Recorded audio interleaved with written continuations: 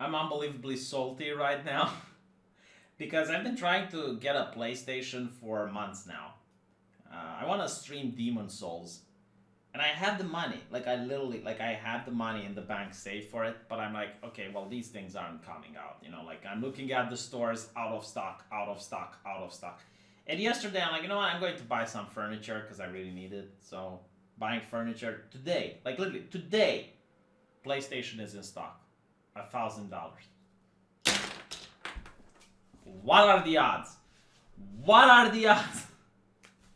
Damn it. I bet that when my paycheck comes in, it's going to be out of stock again. But yeah, I'm telling you about my consumer misfortune so you can feel happy about yourself. It's like, at least your life isn't that bad. I'm giving you literally my first world problems here. I hope you guys appreciate it. Man, I've been thinking a little bit. My job is to go on the internet, find the news, and I get into that mindset. I get into that Twitter energy where everything is like life or death. You have a small opinion about something, and then you're going to get another person going like, is this the hill you want to die on? And it's like, dude, I just said, I think Gina Carano would look great as Wonder Woman. Like, what are you on about? Like, dying? And why are you exaggerating like this? It's almost like everything you say on the internet now is official record, and it can be used against you in the court of employment. It's getting a lot more difficult to get a job than to get a gun in the United States, isn't it? Man, it's so fascinating. The things that people are treating on the internet as crimes, normal people don't even care about. I mean, I'm thinking that this whole Gina Carano thing, like, well, what exactly did she do? Because if you're unaware, a group of unhinged individuals were hounding her for 6 months now. They constantly tried to get her fired. They constantly went after her. Like, they were harassing her nonstop. You probably don't know about this because the media didn't talk about it. But if you were on Twitter and you were looking at her Twitter bio, you would see that there were these crazy people just going after her nonstop. If someone would do that in real life, people would call the cops. Like, that was just some unhinged behavior. It was unreal. And why were they going after her? Well, for several reasons, I guess. One of them is because she had opinions on masks. And I'm thinking about it, like when you're on the internet, like this is something very important, like how you conduct yourself, what you speak about yourself. But then I'm thinking like the people around me, the ones I know in real life, I know even like colleagues of mine that are doctors, and they mask up all the time. You're not going to find them without a mask. Like, they follow the rules. Like, this is the rule, this is what they do. But even they, at least once, went around and asked, like, is this really necessary? Is this something we should be doing? I mean, they just questioned it. But if you do that on Twitter, my God, like, you can have your account banned. You're going to get, like, an army of people descend upon you. It's like, oh, you science denier, da, da, da. Like, people just can't express opinions anymore that they just, like, want to play around with. I mean, at the end of the day, they still mask up, but, like, they just ask this question. They just, one of the day, they're like, is this something that we really should do? Or they go, like, how long is this going to last? You do that on Twitter, you're dead. Digitally. No, it's a great sin. It's a great sin, and this is what Gina Carano did, or the pronouns in the bio thing. Believe it or not, most people that I know in real life don't have like a little label on their chest with their pronouns. They don't do that. Most people that I know don't even talk about transgender people. Like, the conversation about transgender people, believe it or not, never came up. But then again, I live in Romania, so I'm not in California now. Maybe things are different there. But it's not that... It's one thing to care about a group of people, and it's another thing to be absolutely obsessed about it. To the point where if someone doesn't care as much as you do, then they are a bad person. And it's almost like later on, these people, they go to a bar and go like, oh my God, I really called that guy out. Do you know how good I am? I spotted that transphobe a mile away. They go after J.K. Rowling, of all people. Because again, like on the internet, you're not allowed to just play with an opinion anymore. It's like J.K. Rowling doesn't believe men can have uteruses. And for that, like the entire mob of unhingedness descends upon her. Is she actively hurting anyone? Well, that's not the point. I mean, you can't name a single trans person that was directly hurt by J.K. Rowling. You can't. Because if there were, they would sue. But there aren't any. It's the whole thing that you're not allowed to ask certain questions.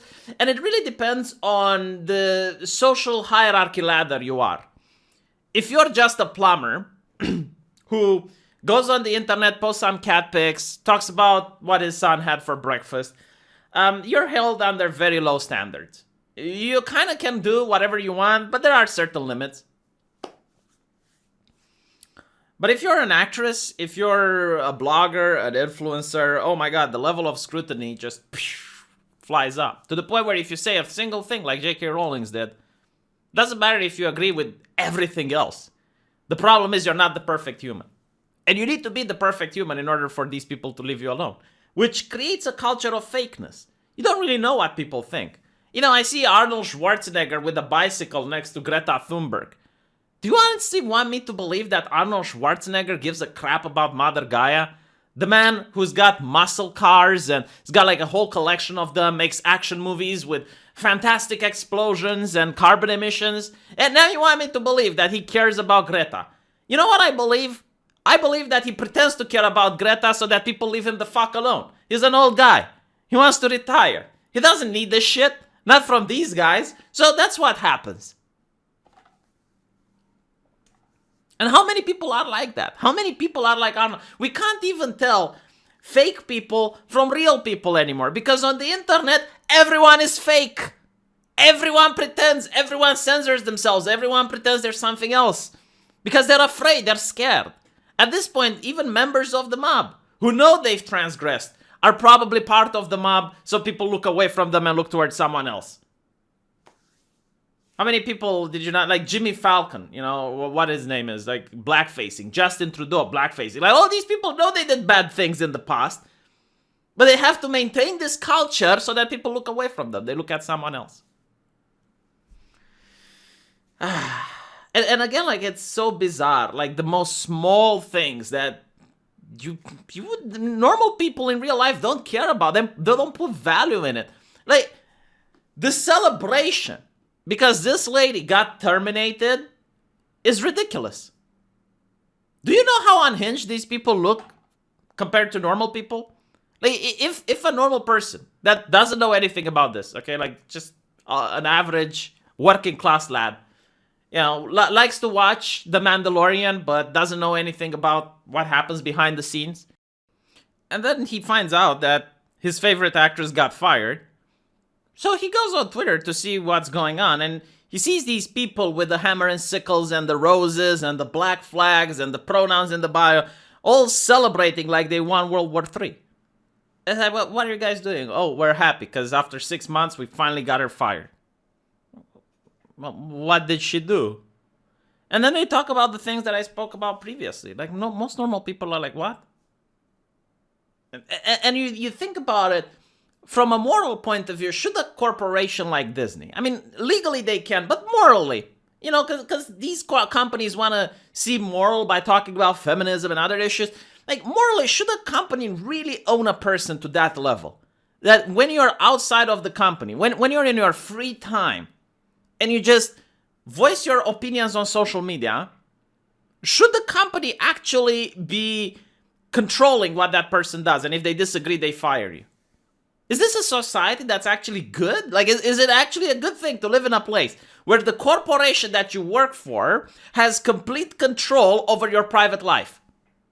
We're not talking about the working hours. We're not talking while you're at the company, representing the company. During business time, we're not talking about, you know, even things that you say about the company. Because I would get it. You know, you're not working there, but you're trash talking the company. Okay.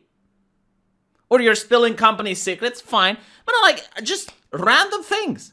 And where can you draw the line? Like, what if a person just says, I hope my favorite football team, Manchester United, wins. But the company is a staunch Arsenal supporter, and they fired the guy. Again, like legally, it's possible. I'm not talking about the legality, but like the moral aspect. Is this something that people are supporting now? Is this like a society that's actually good, where these fascistic companies get to dictate every opinion that you say? Because here's the thing, like, there's a lot, and I mean a lot of actors that have opinions that I fully disagree with. Some of them I find abhorrent. But I still watch the thing. Like, I'm not going to stop watching because I can separate the art from the artist.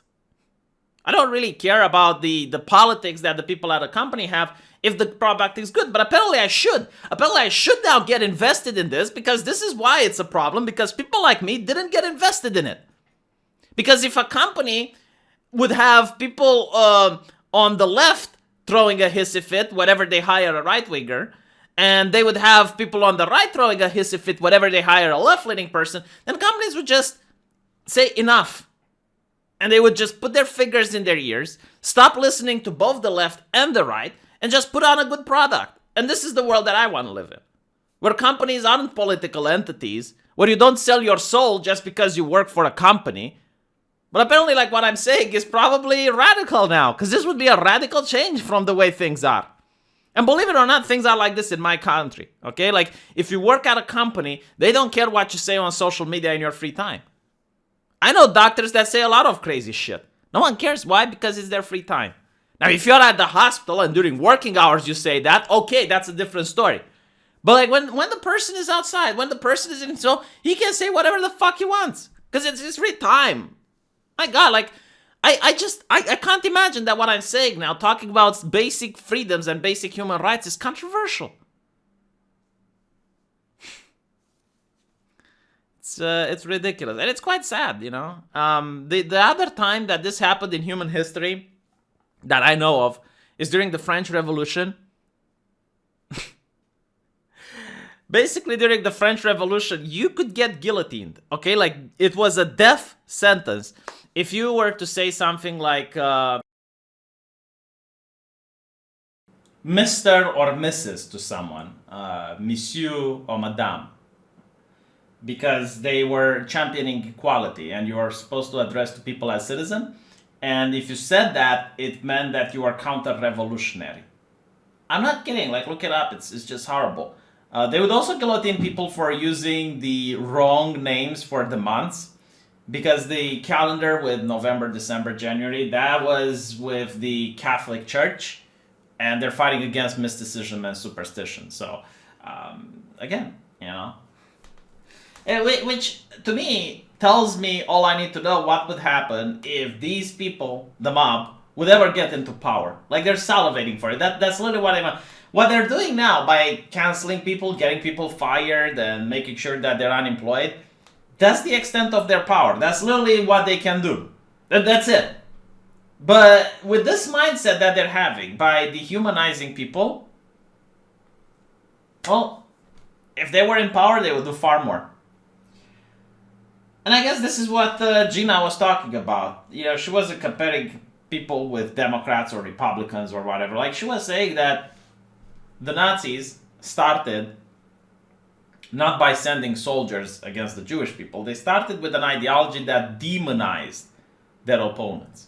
And when they dehumanized their opponents, then all the tactics became acceptable, to the point where you have children harassing Jewish people on the streets. And then, when the soldiers come out, no one tries to stop, no one speaks against it, because they dehumanize the opponent. And I guess, like, this is what Gina was saying, like, dehumanizing the opponent is bad. So from this point of view, yes, a social justice activist who dehumanizes the opponent and a Nazi are comparable. It's the same tactic, and this tactic leads to bad things. And maybe we shouldn't dehumanize people anymore. Is this controversial to say? Apparently it is. Disney did think so. Let me know what you think, and I'll see you guys in the comment section. Take care.